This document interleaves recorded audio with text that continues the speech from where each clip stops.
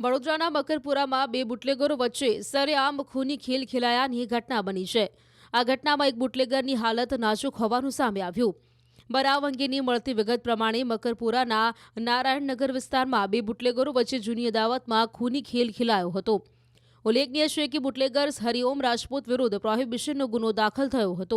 આ ગુનાની અદાવત રાખી ગત રાત્રે બુટલેગર જતીન રાઠવા અને હરિઓમ રાજપૂત વચ્ચે મારામારી થઈ હતી, જેમાં જતીન રાઠવાએ હરિઓમ રાજપૂતને પેટ અને ગળાના ભાગે ધડાધડ ચાકુના ઘા ઝીંક્યા હતા, જેના પગલે હરિઓમ રાજપૂત ઘટના સ્થળે જ ઢળી પડ્યો હતો.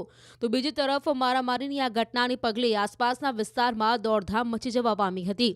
જોકે બનાવ અંગેની જાણ થતાં જ મોટી સંખ્યામાં પોલીસ કાફલો પણ ઘટના સ્થળે દોડી આવ્યો હતો અને બંનેને સારવાર અર્થે નજીકના દવાખાને ખસેડવામાં આવ્યા હતા, જેમાં હરિઓમ રાજપૂતની હાલત નાજુક હોવાનું સામે આવ્યું છે. હાલ પોલીસે ઘટનાની ગંભીરતાને ધ્યાનમાં લઈને કાયદેસરની કાર્યવાહી હાથ ધરી છે. વડોદરાના મકરપુરામાં બે બુટલેગરો વચ્ચે સરેઆમ ખૂની ખેલ ખેલાયાની ઘટના બની છે. આ ઘટનામાં એક બુટલેગરની હાલત નાજુક હોવાનું સામે આવ્યું. બનાવ અંગેની મળતી વિગત પ્રમાણે મકરપુરાના નારાયણનગર વિસ્તારમાં બે બુટલેગરો વચ્ચે જૂની અદાવતમાં ખૂની ખેલ ખેલાયો હતો. ઉલ્લેખનીય છે કે બુટલેગર્સ હરિઓમ રાજપૂત વિરુદ્ધ પ્રોહિબિશનનો ગુનો દાખલ થયો હતો.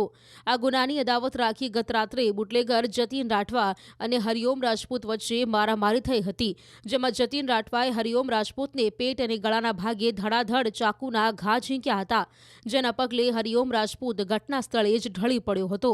તો બીજી તરફ મારામારીની આ ઘટનાને પગલે આસપાસના વિસ્તારમાં દોડધામ મચી જવા પામી હતી.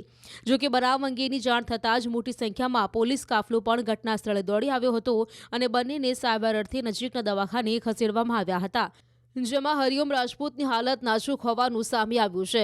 હાલ પોલીસે ઘટનાની ગંભીરતાને ધ્યાનમાં લઈને કાયદેસરની કાર્યવાહી હાથ ધરી છે. વડોદરાના મકરપુરામાં બે બુટલેગરો વચ્ચે સરેઆમ ખૂની ખેલ ખેલાયાની ઘટના બની છે. આ ઘટનામાં એક બુટલેગરની હાલત નાજુક હોવાનું સામે આવ્યું.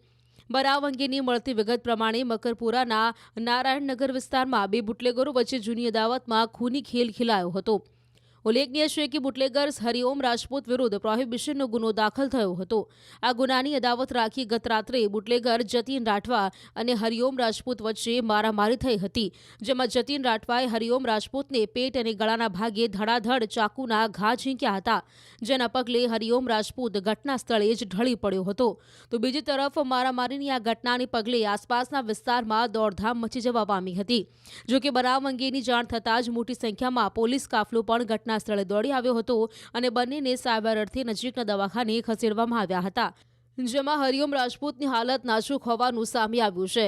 હાલ પોલીસે ઘટનાની ગંભીરતાને ધ્યાનમાં લઈને કાયદેસરની કાર્યવાહી હાથ ધરી છે.